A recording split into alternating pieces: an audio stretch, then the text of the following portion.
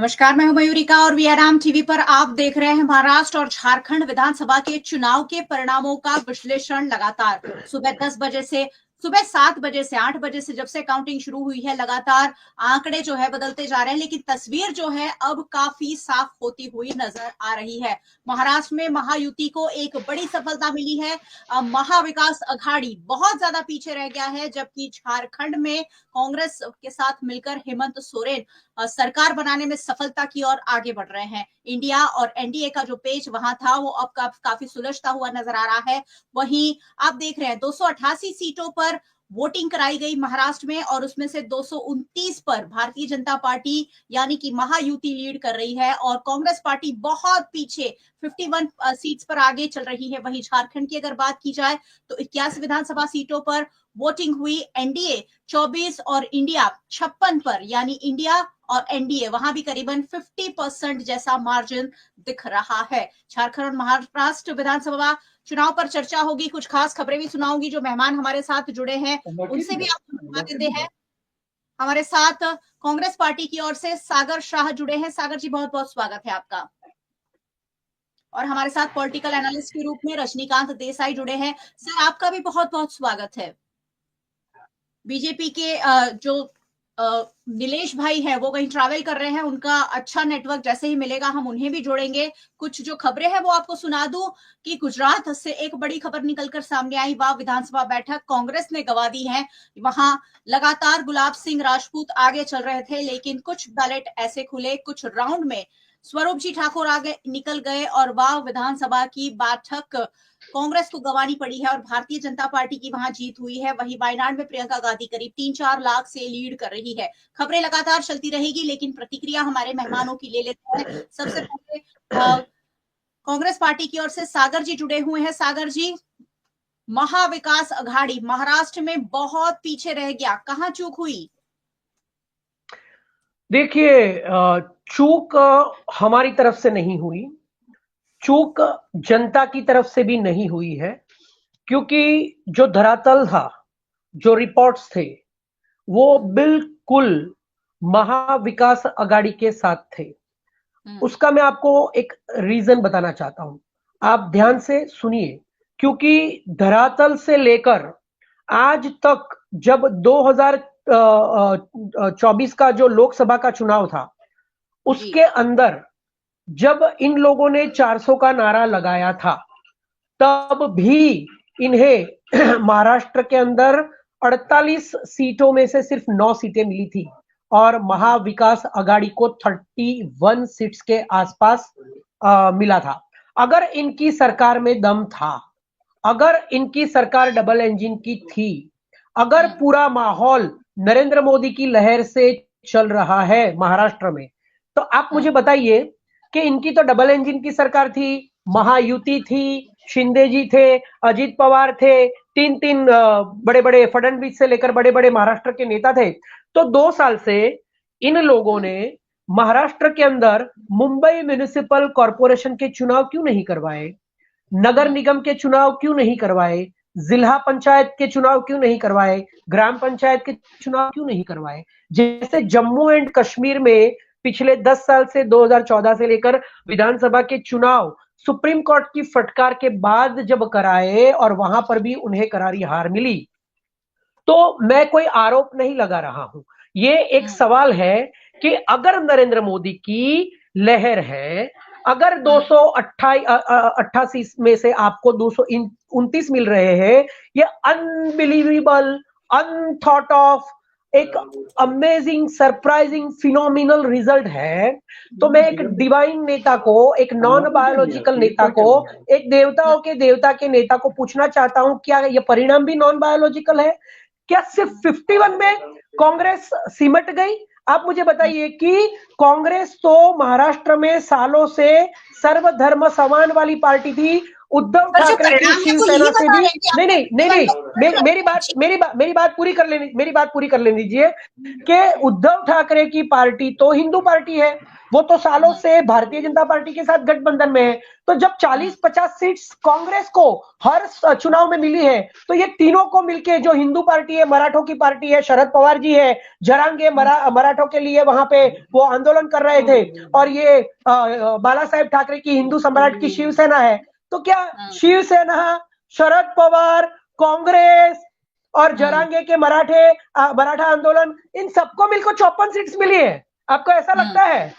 और शरद पवार से शिंदे आगे चले गए, शरद पवार से उनके भतीजे आगे चले गए। क्या आप कह रहे हैं परिणामों में कुछ गड़बड़ है? बिल्कुल बिल्कुल, ये दिख रहा है, अपेरेंटली दिख रहा है। देखिए, उसका मैं उदाहरण देता हूं आपको, एक लॉजिक, एक लास्ट लॉजिक, कि जब इलेक्शन हुआ 20 तारीख को, तब 65% वोटिंग हुआ था। उसके बाद दूसरे दिन 21 तारीख को 60% हो गया, और 22 तारीख को 67% हो गया। 10 लाख वोट्स बढ़ गए। एडीआर के रिपोर्ट से लोकसभा में 80 सीटों के गफलों के, वोट फॉर डेमोक्रेसी के रिपोर्ट से, ये चुनाव आयोग देश के लाखों करोड़ों लोगों की डिमांड पर ये जो आरोप नहीं, लेकिन ये जो डाउट्स पड़ रहे हैं लोगों को, इसकी जांच क्यों नहीं करवाता है? जब जांच क्यों नहीं करवाता है, और अगर इनकी लहर है, तो इनकी लहर झारखंड में क्यों नहीं चल रही है, मुझे ये बताइए। क्योंकि इन्होंने तो हर जगह पे नारे दिए थे, 400 लेकर आएंगे, तुम्हारी गाय ले जाएंगे, तुम्हारी भैंस ले जाएंगे, तुम्हारी मछली ले जाएंगे, तुम्हारा मटन ले जाएंगे, तुम्हारा मंगलसूत्र ले जाएंगे, ये तो घुसपैठिए हैं, तुम्हारी बेटी रोटी, तुम्हारी माटी, सब कुछ छीन कर ले जाएंगे, बटेंगे तो कटेंगे, एक है तो सेफ है। तो ये सिर्फ महाराष्ट्र में चला, झारखंड में क्यों नहीं चला? तो सवाल तो होंगे ना। और जब सवाल हो रहे हैं, नहीं, जब सवाल, किसी की हार होती है, किसी की जीत होती है। महाराष्ट्र में वो जीत रहे हैं, झारखंड में आप जीत रहे हैं। चलिए, हमारे साथ रजनीकांत जी जुड़े हैं। सर, एक मिनट, वापस लौटती हूँ। रजनीकांत जी जुड़े हैं, उनकी भी प्रतिक्रिया ले लेते हैं। परिणाम जो सुबह से आ रहे हैं, और करीब करीब अब रुझान जो है परिणामों में तब्दील होते हुए दिख रहे हैं। सर बताइए, जो पूरा माजरा आज सुबह से आपने स्टडी किया होगा, क्या कह रहा है आपका आकलन? ऐसा है कि कभी भी ऐसा नहीं होता कि पार्लियामेंट इलेक्शन में जो रिजल्ट आता है वही विधानसभा इलेक्शन में आता है, ऐसा कभी नहीं हुआ आज तक। जो वोटिंग पैटर्न है वो विधानसभा के जब भी इलेक्शन होते हैं वो पार्लियामेंट से बदलती है, अलग होती है, क्योंकि जो प्रॉब्लम्स है वो पार्लियामेंट के अलग होते हैं, विधानसभा इलेक्शन में इसके प्रॉब्लम्स अलग। यहाँ जो महाराष्ट्र में जो हुआ उसका रीजन हम देखें कि कैसे ये भारतीय जनता पार्टी लीड करी उस गठबंधन को इतनी ज्यादा सीटें मिली। पहले से ऐसा लगता था कि बीजेपी जो लीड करी है उस गठबंधन को ज्यादा सीट मिलेगी। इसका मेन रीजन ये है कि उनका जो संगठन है और पहले से जो तैयारी करते हैं, उन्होंने 151 उम्मीदवार खड़े किए बीजेपी ने।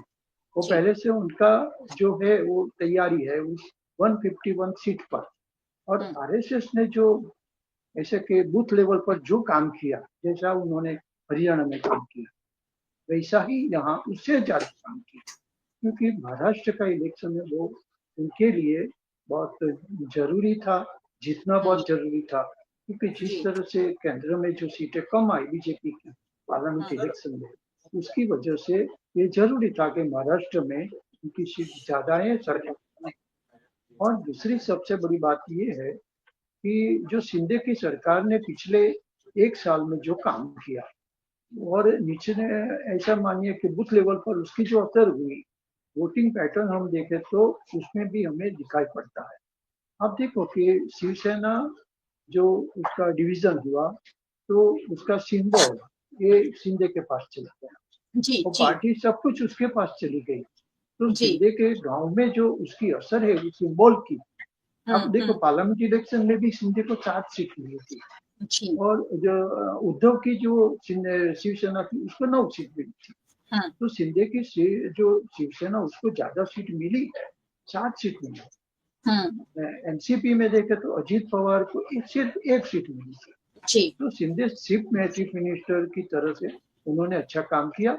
और दूसरी बात देखो, जो सिंबल है वो पब्लिक में जो सिंबल ऐसे में उनके बाला साहब के टाइम से जो उनका सिंबल इतना प्रचलित हो गया था, वही पब्लिक ने यही माना कि असली शिवसेना ये है। और इस तरह से वोटिंग उन्होंने इस इलेक्शन में भी किया, पार्लियामेंट में किया था, इसमें भी किया। और उसके आप देखो उद्धव से ज्यादा सीटें वो ले गई, शिंदे की सरकार ले गई, उसका सिंबल की वजह से उसकी पार्टी ले गई। तो जो हम अभी जो इलेक्शन आए इस वक्त, तो मैं ऐसा मानता हूँ कि वो पार्लियामेंट का इलेक्शन जो था, वो ये जो इलेक्शन है, दोनों में तो तफावत बहुत है। ये इलेक्शन बीजेपी की लीड कर रही थी और वो सीरियसली वो इलेक्शन पिछले 6 महीने से उसकी तैयारी कर रही थी। जैसे उन्होंने देखा कि पार्लियामेंट इलेक्शन में अच्छा रिजल्ट नहीं आया, तो इस इलेक्शन में अच्छा रिजल्ट आना चाहिए, क्योंकि अगर इस इलेक्शन में बीजेपी लीड जो एक गवर्नमेंट नहीं बनती, अभी जो बनने जा रही है नहीं बनती, तो केंद्र में भी उनकी सरकार को इस वजह से तकलीफ होती है, और ऐसा भी हो सकता है कि उसकी सरकार भी चली जाए। तो इसकी वजह से उन लोगों ने ज्यादा मेहनत की है। ऐसा मानिए कि एनसीपी के जो अजीत पवार ग्रुप है, उन्होंने भी ज्यादा मेहनत की है और शिंदे ने भी ज्यादा मेहनत की है। अब तो क्लियर हो गया कि बीजेपी की ज्यादा सीट आई, उसका ही चीफ मिनिस्टर बनेगा। और जब ऐसा लगा उनको कि हमारी शिंदे को ऐसा लगा कि मैं सीएम बनने का अगर होऊंगा तो नुकसान होगा, तो उन्होंने पिछले मान के 1 सप्ताह पहले ऐसा कहा कि मैं सीएम का उम्मीदवार नहीं हूँ। उसकी एक बहुत बड़ी असर हुई है, उसकी पार्टी को ज्यादा सीट मिली है। और ऐसा कि शरद पवार जैसे लीडर हैं, उद्धव जैसे लीडर है और पटोले जैसे लीडर, इनको भी उन्होंने परास्त करके इतनी बड़ी जीत हासिल की है। जी, बहुत बहुत बड़ी जीत है। और सर, कांग्रेस के जो सहयोगी हैं वो आरोप लगा रहे थे कि चुनाव आयोग के साथ मिलकर भारतीय जनता पार्टी ने ये पूरा खेल खेला है कि चुनाव को डिले कराया गया। चुनाव को डिले कराने से एक तो भारतीय जनता पार्टी को वक्त मिल गया और एक जो लहर क्रिएट करने की बारी आई वो भी उन्हें समय मिल गया। आप पॉलिटिकल एनालिस्ट से बहुत सालों से आप यही चीजें स्टूडेंट को पढ़ाते आए हैं, बहुत बारीकी से स्टडी करते आए हैं। क्या आपको लगता है कि चुनाव आयोग भी भारतीय जनता पार्टी के साथ मिला हुआ है? नहीं, अभी तो ऐसा कुछ है लगता नहीं, क्योंकि जो चुनाव आयोग है वो स्वतंत्र है, स्वायत्त है। उसको जो पावर्स मिले हैं, हमारी पार्लियामेंट ने ही उसको पावर्स दिए हैं, जो वो कैसे इलेक्शन करवाना वो तय कर सकते हैं, कोई सरकार नहीं कर सकती। तो हम नहीं मान सकते कि चुनाव आयोग या बीजेपी करे वैसा ही करे, ऐसा नहीं हो सकता। सब भारतीय जनता पार्टी खरीद सकती है, सब कुछ खरीद सकती है। नहीं, ऐसा नहीं होता। नहीं तो इतनी जो अभी जो शिवसेना, उद्धव के शरद पवार की जो पार्टी है, शिंदे के उसकी जो पार्टी है, कांग्रेस के पटोले की पार्टी, उनको इतनी सीट भी नहीं मिलती है। अगर चाहे तो इलेक्शन कमीशन चाहे तो इतनी सीट भी नहीं मिलती, ऐसा नहीं। झारखंड में देखिए, तो झारखंड में किसकी बहुमत आई, और बीजेपी की तो नहीं आई ना झारखंड में। तो ऐसा है कि उस जो जहां भी इलेक्शन होता है, उस एरिया की जो परिस्थिति हो उस टाइम, तो उसके हिसाब से लोग वोट करते हैं। तो झारखंड में देखो बीजेपी नहीं आई मेजोरिटी में, महाराष्ट्र में आ गई बीजेपी लीड गवर्नमेंट बनने वाली है। तो अभी तो ऐसी गवर्नमेंट बनने वाली है कि जी एक गवर्नमेंट 5 साल तक चलेगी। महाराष्ट्र की गवर्नमेंट 5 साल तक चलेगी। तो झारखंड का कोई भरोसा नहीं, क्योंकि केंद्र में बीजेपी की सरकार है। जी बिल्कुल, उसका भरोसा, मगर ये तो बनने वाली, ये तो चलने वाली कि कोई भी खरीद फरोख्त हो सकती है। चलिए मैं सर आपके पास लौटूंगी। रजनीकांत जी कह रहे हैं कि असली शिवसेना का जो सिंबल था वो कहीं ना कहीं लोगों को भ्रमित करने वाला रहा और इसीलिए एकनाथ शिंदे की जो पार्टी है बहुत बड़ी लीड की और आगे बढ़ी। सागर जी लगातार हमारे साथ जुड़े हैं। सागर जी गुजरात में बैठे हैं और गुजरात से बातचीत कर रहे हैं, तो वाह विधानसभा बैठक की बात करना तो बनता है। वाह विधानसभा बैठक में आप लोगों ने एडी चोटी का जोर लगा दिया और बहुत स्ट्रांग मानी जा रही थी कांग्रेस पार्टी, लेकिन जब लास्ट तक काउंटिंग पहुंचा तो भारतीय जनता पार्टी की जीत हासिल, भारतीय जनता पार्टी को जीत मिली है। क्या कहेंगे वाह विधानसभा बैठक के बारे में? देखिए, मैंने पहले ही कहा कि ये लोग जहां जहां तय करते हैं, मैं आरोप नहीं लगा रहा हूं, मैं अभी भी क्लियर कर रहा हूं, मैंने आरोप नहीं लगाए, मैंने बोला डाउट्स है। When there is a doubts, there will be a question. There will be a question.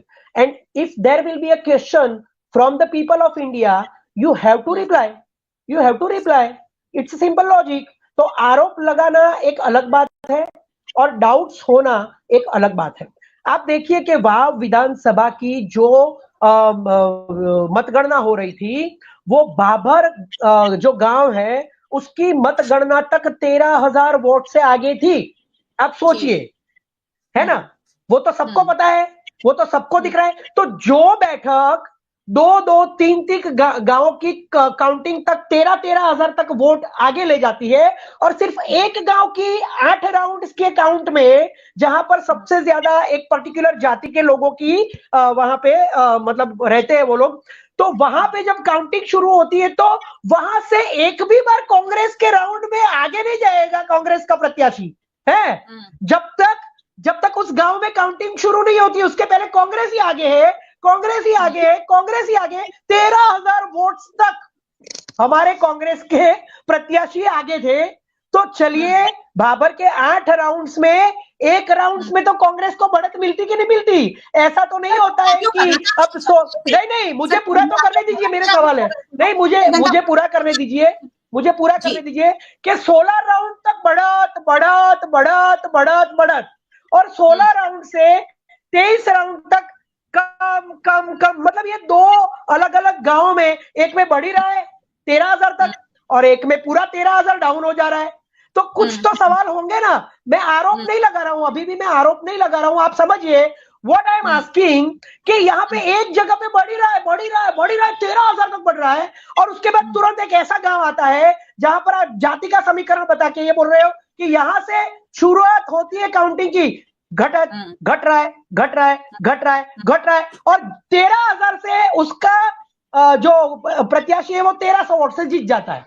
सोचिए, तो क्या सवाल नहीं होगा? सवाल नहीं होगा। और जब सवाल होगा तो आप कहोगे कि आरोप लगा रहे हैं, तो सवाल तो होगा, तो जवाब मिलना चाहिए ना। जुड़ चुके हैं, उनसे जवाब ले लेते हैं। जो सवाल आप पूछ रहे हैं लगातार, उनका कनेक्शन नहीं मिल रहा था, लेकिन अब जब वो जुड़ चुके हैं तो सबसे पहले नीलेश जी बात कर लेते हैं बनासकांठा में वाव विधानसभा बैठक की, और उसके बाद महाराष्ट्र पर चलते हैं। वाव में क्या जादू कर दिया कि आपने गुलाब को फेल कर दिया और वहां कमल खिला दिया?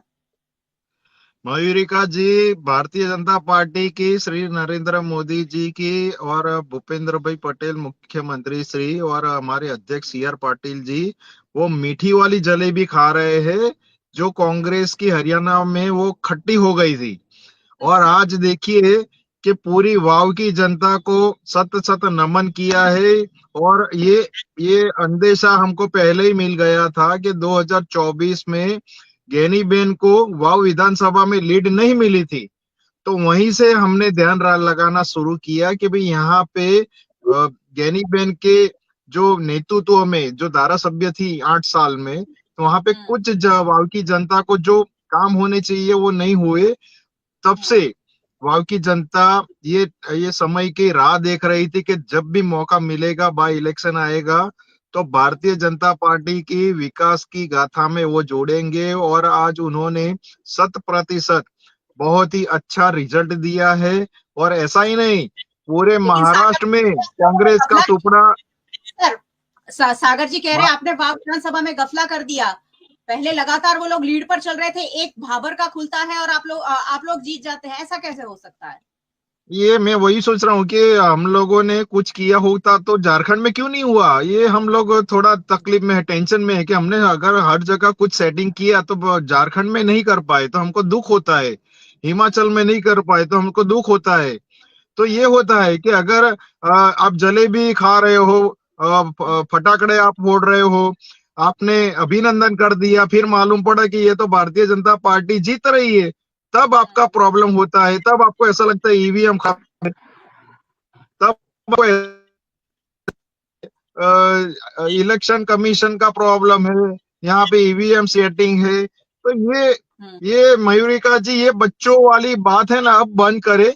क्योंकि वो अभी एक मीम चल रहा है हार्ले जी, कि हार्ले जी ऐसा होता है कि राहुल गांधी जी की हार में एक और नाम, आई थिंक मैं बोल रहा हूँ कि 2 से 3 हार और जुड़ गई, तो शायद उनको बहुत ही सम्मान करना चाहिए। ये तो अच्छा हुआ बहन प्रियंका वायनाड से लड़ी, अगर कहीं और से लड़ती तो आज उनको भी जनता तमाचे मारती। ठीक है, हम हारते हैं, हम जहां पे भी कम वोट आते हैं, हम जहां पे हारते हैं, वो स्वीकार करते हैं कि वहां का जनादेश हमारे साथ नहीं है। लेकिन आपको एक अच्छी तरह से टीवी डिबेट में आपको एक अच्छे तौर पे बोलना चाहिए। हाँ, ये महाराष्ट्र में हम लोगों ने समेटा गए हम, हमारी जो डिपॉजिट थी वो भी जब्त हो गई। वहां पे मोदी जी का जादू चला। वहां पे एकनाथ शिंदे ने जो ओरिजिनल शिवसेना पार्टी थी उनको अच्छा प्रतिशत मिला। अब देखिए कि जिसकी पार्टी थी उनके पुत्र हार गए हैं। वो ये लोकशाही है, जनता ने उनको तमाचा दिया है कि आप जो बोल रहे थे, आप सीएम के लालच में ऐसे लोगों से दुकान चालू किया जहां आपके पिताजी ने दुकान बंद करने की सौगंध खाई थी। तो आज पूरे भारत में महाराष्ट्र का जो रिजल्ट है और गुजरात में वाव का रिजल्ट है, तो यहाँ से मालूम पड़ता है योगी जी ने भी कुछ 7-8 सीट पे अच्छा जादू किया है। तो यहाँ पे जनता ने यहाँ अपना पे दाव विकास किया। जी, तो यहाँ पे मयूरिका जी, जनता भारतीय जनता पार्टी की विकास की गाथा में जुड़ना चाहती है, मोदी जी के साथ उनको विश्वास में लेना चाहती है।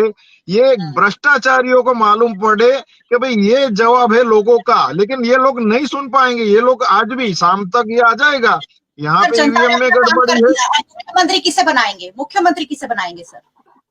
हमारे यहाँ पे ऐसा नहीं होता है कि 10 जनपद से ऑर्डर आता है और मुख्यमंत्री कंफर्म होता है। हमारे यहाँ महायुति जो प्री पोल अलायंस है उसमें एनसीपी, अजीत दादा, शिंदे सरकार और भारतीय जनता पार्टी अजीत पवार को वो मुख्यमंत्री तय बना करेगी मुख्यमंत्री किसको बनाना है। और वो तीनों दल साथ में बैठ के हमारे यहाँ चयन होगा और फिर वो मालूम पड़ेगा मुख्यमंत्री कौन बनेगा। चलिए, पॉलिटिकल एनालिस्ट के रूप में रजनी जी हमारे साथ लगातार जुड़े हुए हैं। सर, मुख्यमंत्री के नाम का पेच अब फंसेगा महाराष्ट्र में, क्योंकि एक और देवेंद्र फडणवीस है, दूसरी और एकनाथ शिंदे है, वही अजीत पवार तो ये सोच ही रहे हैं कि मुख्यमंत्री तो मुझे ही बनना है। कैसा रहेगा ये पूरा माजरा मुख्यमंत्री का? महाराष्ट्र में बीजेपी का हम मुख्यमंत्री बनेगा, इसलिए कि उनको ज्यादा सीटें मिली है और शिंदे और जो उद्धव है और अजित पवार है, वो दोनों समझ जाएंगे कि बीजेपी के उम्मीदवार सीएम के उम्मीदवार को सपोर्ट करना पड़ेगा। क्योंकि हाँ, ऐसा हो सकता है कि अजित पवार डेप्यूटी सीएम फिर से स्वीकार करें और शिंदे डेप्यूटी सीएम एक बार बन गए हैं, तो ऐसा हो सकता है वो डेप्यूटी सीएम स्वीकार नहीं करे और उसको केंद्र में कहीं अच्छी जगह मिले, वहां मिनिस्टर उसको बना सकते हैं। मगर महाराष्ट्र में सीएम बीजेपी का ही बनेगा। महाराष्ट्र वाव में की आपने बात, हाँ, वाव की आपने बात की। वाव में ऐसा है कि कांग्रेस का जो उम्मीदवार था वो आखिरी दिनों में उसको पसंद किया गया। उससे अच्छा उम्मीदवार कांग्रेस के पास था, उनको उन्होंने पसंद नहीं किया। वो जीत जाता, क्योंकि जिस तरह से इलेक्शन हुआ वाव का, उसमें ट्रायंगल हुआ। बीजेपी का भी एक अच्छा कार्यकर्ता जो इंडिपेंडेंट लड़ा, उसने काफी वोट खराब किए बीजेपी के। सिर्फ बीजेपी की सिर्फ 1300 वोट से आई है। कांग्रेस के पास वहां के वाव के पुराने ठाकुर, यहाँ महाराजा, वो इलेक्शन लड़ना चाहते थे, कांग्रेस की सीट से लड़ना चाहते थे और उसका पब्लिक के साथ बहुत कांटेक्ट था पहले से। वो तो हर किसी भी मुश्किल परिस्थिति अगर होती वाव की जनता में, तो वो पब्लिक के पास जाते थे। उन्होंने टिकट मांगा था, कांग्रेस ने उनको नहीं दिया। अगर उनको टिकट देते तो वो सीट कांग्रेस जीत सकती थी इस परिस्थिति में, क्योंकि बीजेपी को मात्र 1300 वोट से भी सीट मिली है।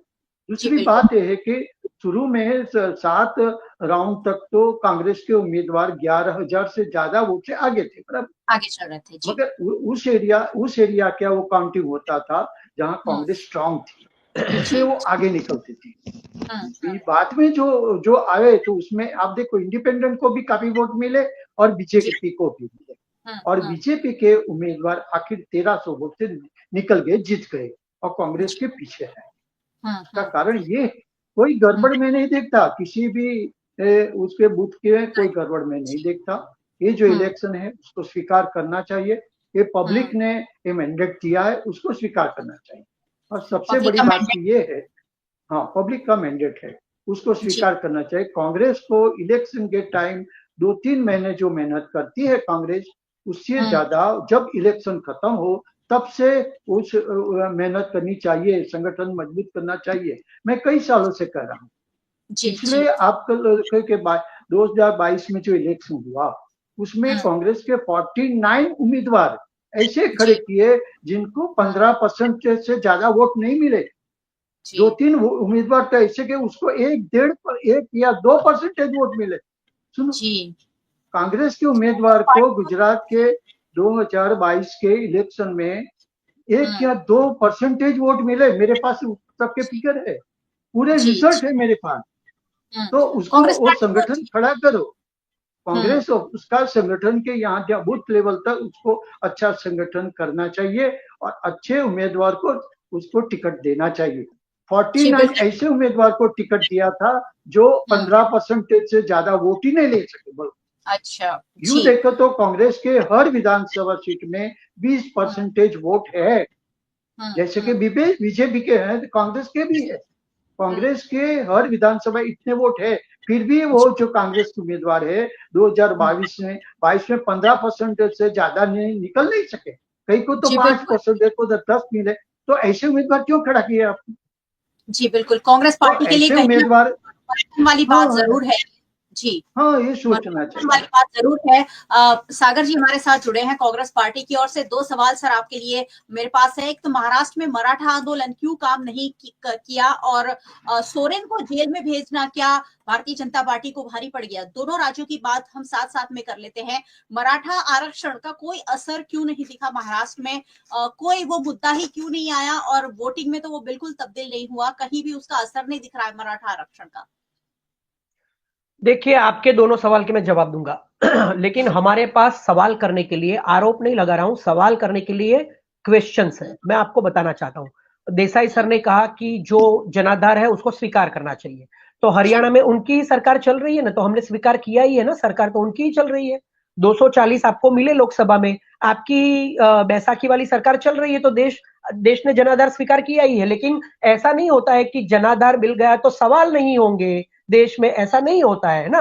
मुझे आप एक बात बताइए कि हरियाणा में पूरे धरातल में पूरा माहौल कांग्रेस के तरफ था, और चुनाव की जो काउंटिंग शुरू हुई थी जिस दिन, अक्टूबर महीने में 8 तारीख शायद थी, उस दिन सुबह 8 बजे काउंटिंग शुरू होने से पहले कांग्रेस के जो प्रभारी थे हरियाणा के, दीपक बाबरिया, उनके ऊपर 3 मैसेज आए थे, 7:30 को, 7:35 को और 7:39 को। इसकी पूरी डिबेट पब्लिक डोमेन में है, आप देख लेना।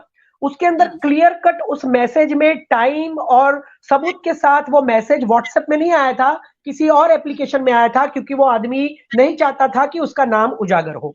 उसने कहा था कि आप 5 बजे, अभी मुझ पर हंसेंगे, मैं मैसेज कर रहा हूं, लेकिन आप 5 बजे सुन लीजिएगा, समझ लीजिएगा, जान लीजिएगा और मान लीजिएगा कि हरियाणा के अंदर भारतीय जनता पार्टी को 48 के आसपास सीटें मिल रही है, कांग्रेस को 37 के आसपास सीटें मिल रही है, और अदर्स को इतनी सीटें मिल रही है। ये मैसेज पब्लिक डोमेन में है।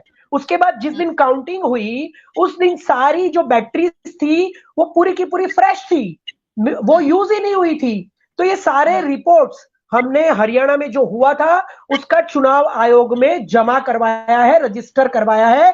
उसका आज तक जनाधार स्वीकार करने के बाद भी, उनकी सरकार होने के बाद भी उनकी सरकार चल रही है। अगर हरियाणा में उनका जो लहर था, तो हरियाणा का भारतीय जनता पार्टी का अध्यक्ष प्रदेश का हरियाणा का हार गया, 11 मंत्री में से 9 मंत्री हार गए, और स्पीकर, भारतीय जनता पार्टी का स्पीकर हार गया। फिर उनके एक मंत्री का बयान वायरल हुआ था कि हमें पता है कि हरियाणा में कांग्रेस की सरकार बन रही है, लेकिन देखो कांग्रेस की सरकार बन भी गई तो 6 महीने में हम इस सरकार को तोड़ डालेंगे।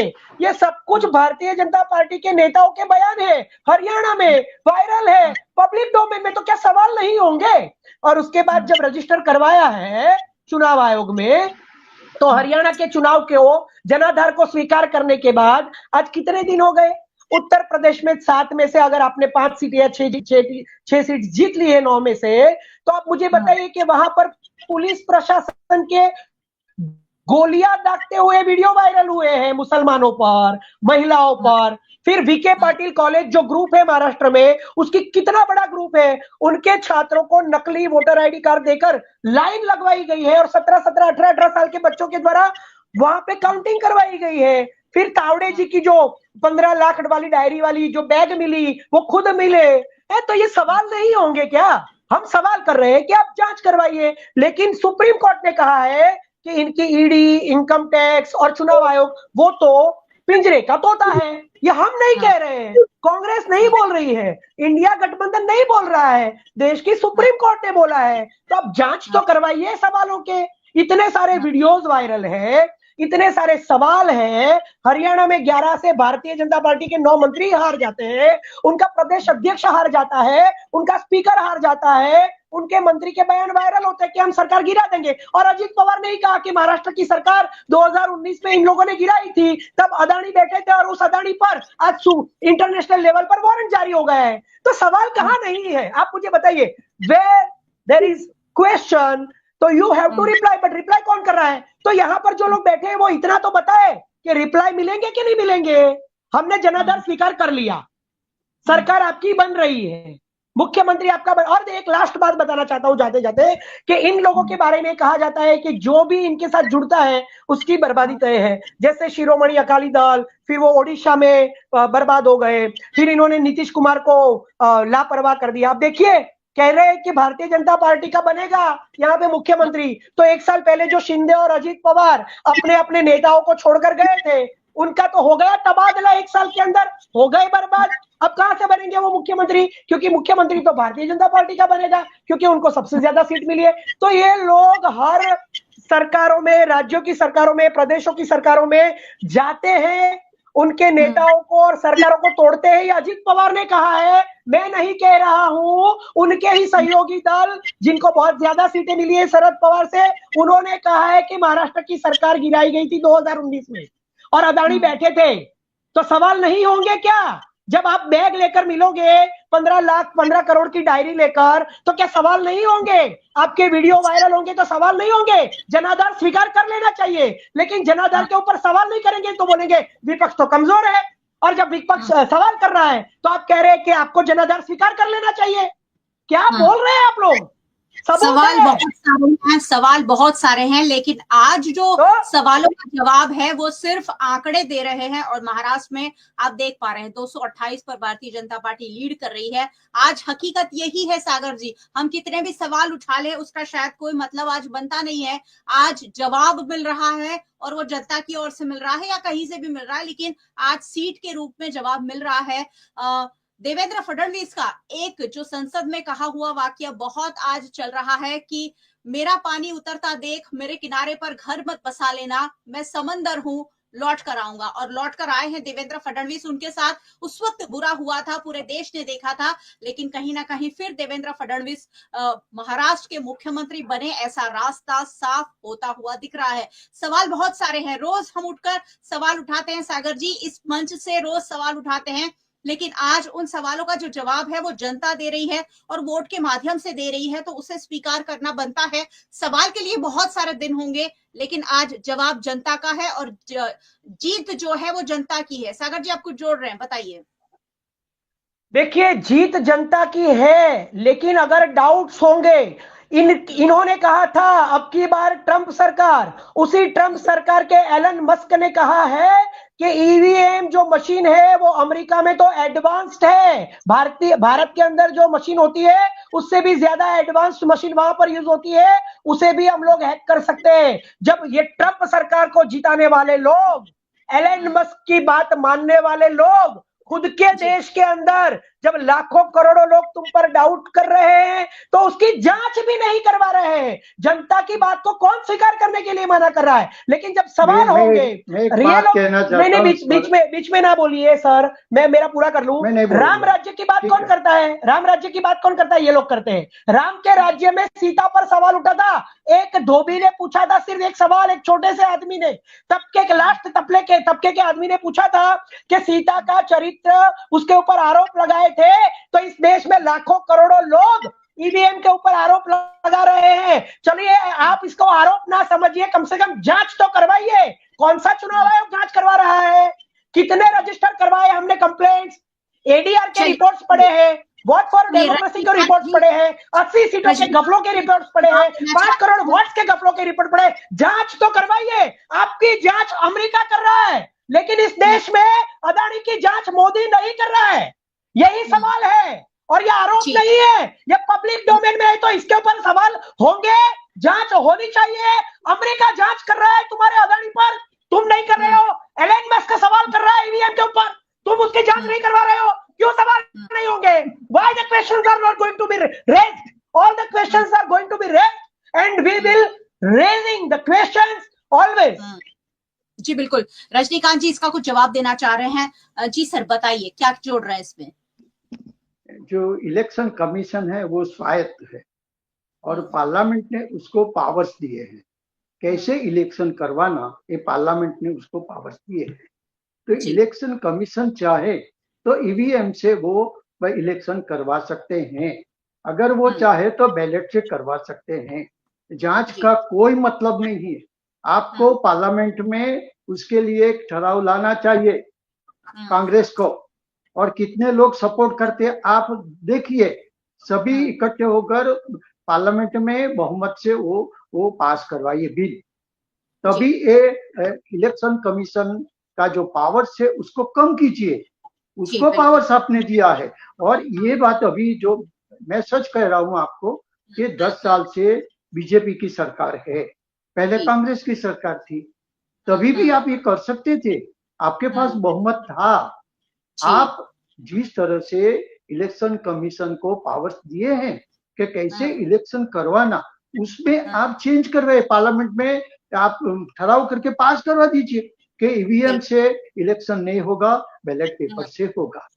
ये करना चाहिए, ये सब करना चाहिए बिना बजाव की सवाल उठाए। एक आखिरी 2 सेकंड आखिरी दूसरी बात 2 सेकंड में सुनिए, मैं ये चुनाव जिसने एक बात ये जो हरियाणा में सागर जी उनकी बात खत्म हो जाने दीजिए। जी रजनीकांत जी बोलिए। सागर, हरियाणा में कांग्रेस की हार का जो कारण है, मूल कारण क्या है कि कांग्रेस में जो ग्रुप है, 3-4 जो ग्रुप है, पार्टी में भी ग्रुप है, उन लोगों ने जिस तरह से भूतपूर्व चीफ मिनिस्टर हुड्डा साहब को लीडर बनाया, उनको सब पावर्स दे दिए कि टिकट भी आप बांटो। तो 2-3 लीडर ऐसे से कांग्रेस के जो उस पे विरोध कर रहे हैं। उन लोगों ने कुछ कम काम नहीं किया इलेक्शन में, उन्होंने कांग्रेस के उम्मीदवार को हराने का भी काम किया है। सागर जी आप देख लीजिए, अंदर से अभ्यास कीजिए, मैंने किया है। मैं आपको जवाब दे रहा हूँ, मैं आपको जवाब दे रहा हूँ। नहीं, मेरी बात सुनिए, मेरी बात सुनिए। तो क्या है कि ये सब कांग्रेस को पहले ठीक करना चाहिए। आप कर बिल्कुल कांग्रेस बिल्कुल कांग्रेस में आप देखिए, कांग्रेस में कितनी सीट की आपकी, कितना पर आप आ गए, किसने किस तरह से टिकट बांटे, आप सब देखिए। मैं जो कह रहा हूँ तटस्थ और आपके हित में कह रहा हूँ। आप ये जो है बात समझिए, आपके संगठन से अब मुझे बोलने दीजिए तो मैं आपको समझाऊंगा। आप मुझे बोलने दीजिए तो मैं आपको भी समझाता हूँ। मेरी बात पूरी कर लीजिए। मैं पॉलिटिकल एनालिस्ट हूँ, सर्वे का काम कर रहा हूँ। 15 रिपोर्ट मैंने तैयार किए हैं, 35 साल से काम कर रहा हूँ। हर पार्टी का बूथ लेवल पर क्या है मैं आपको बता सकता हूँ। एक बात सुन लीजिए, अभी 2 इलेक्शन हो गए, ये झारखंड का हुआ, महाराष्ट्र का।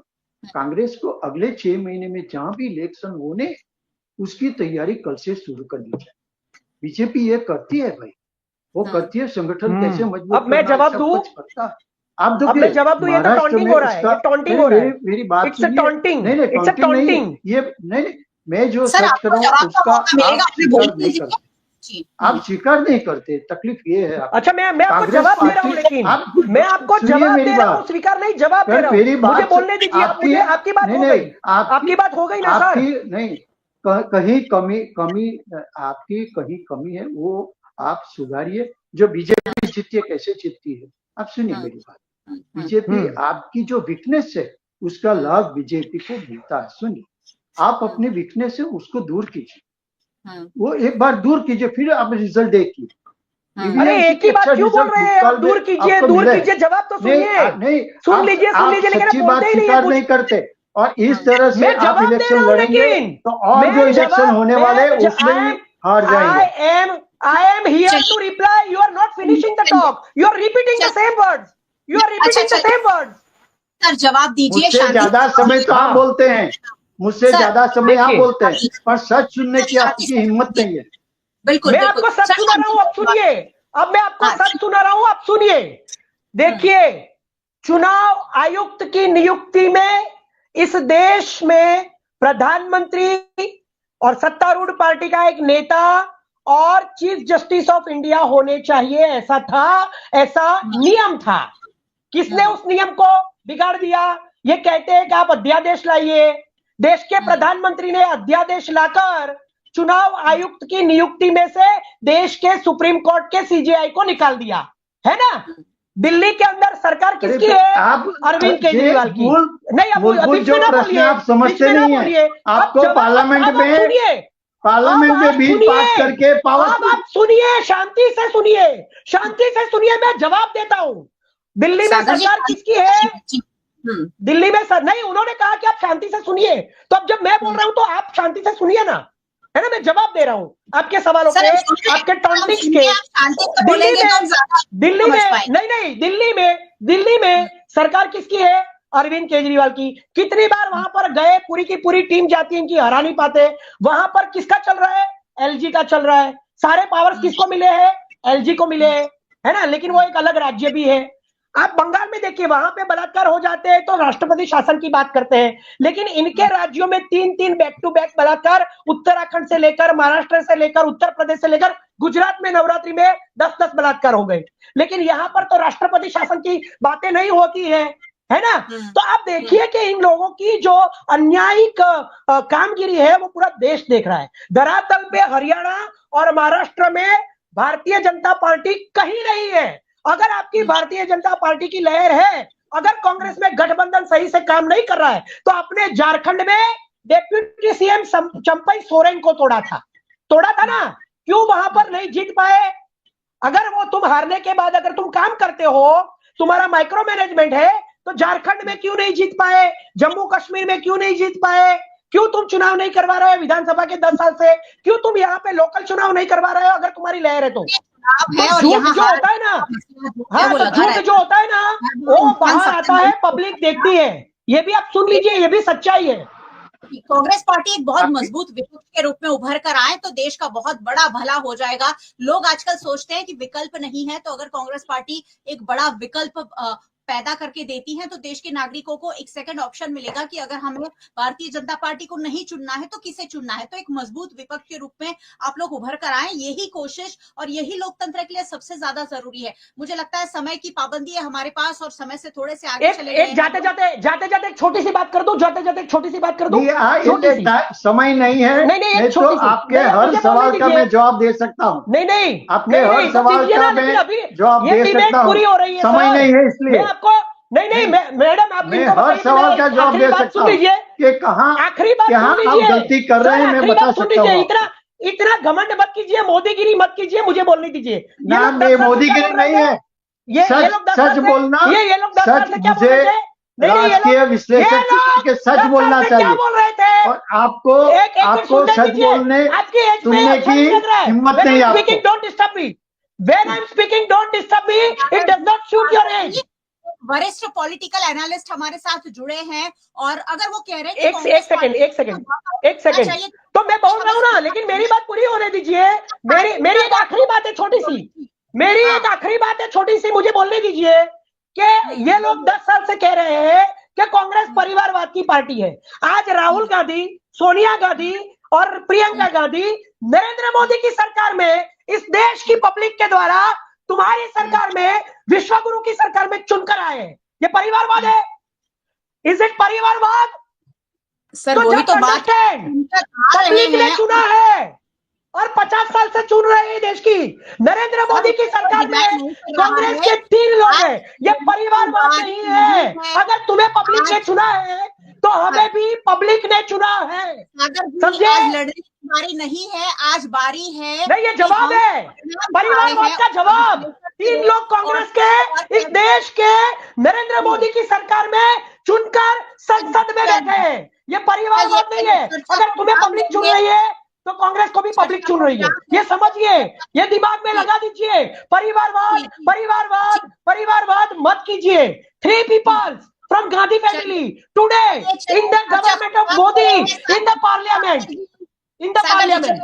नाम दे रहे हैं। रजनीकांत जी हमारे साथ जुड़े। सर बहुत बहुत शुक्रिया आपका हमारे साथ जुड़ने के लिए, और सागर जी आपका भी बहुत बहुत शुक्रिया हमारे साथ जुड़ने के लिए, और सभी व्यूअर्स का भी मैं शुक्रिया अदा कर दूं कि बहुत बहुत शुक्रिया कि सभी व्यूअर्स हमारे साथ जुड़े। वैसे व्यूअर्स को क्यों नहीं जुड़ना चाहिए, भारत के 2 बड़े राज्यों के चुनाव परिणाम आज आ रहे हैं और उस पर हम विश्लेषण कर रहे हैं। यूट्यूब चैनल पर आप हमें देख रहे हैं, सब्सक्राइब कर लीजिए अगर अब तक नहीं किया है तो, और बेल आइकन प्रेस कर दीजिए ताकि वीएनएम का हर अपडेट सबसे पहले आप तक पहुंच सके। आप हमें फेसबुक पर देख रहे हैं, वहां भी शेयर कर लीजिए। ओटीटी प्लेटफॉर्म्स पर आप हमें देख रहे हैं, डेली हंट, वोडाफोन टीवी, जियो टीवी और जियो टीवी फाइबर 498 नंबर के चैनल पर वीएनएम टीवी को 24 घंटे लगातार देखा जा सकता है। देखते रहिए वीएनएम, जुड़े रहिए वीएनएम के साथ। नमस्कार।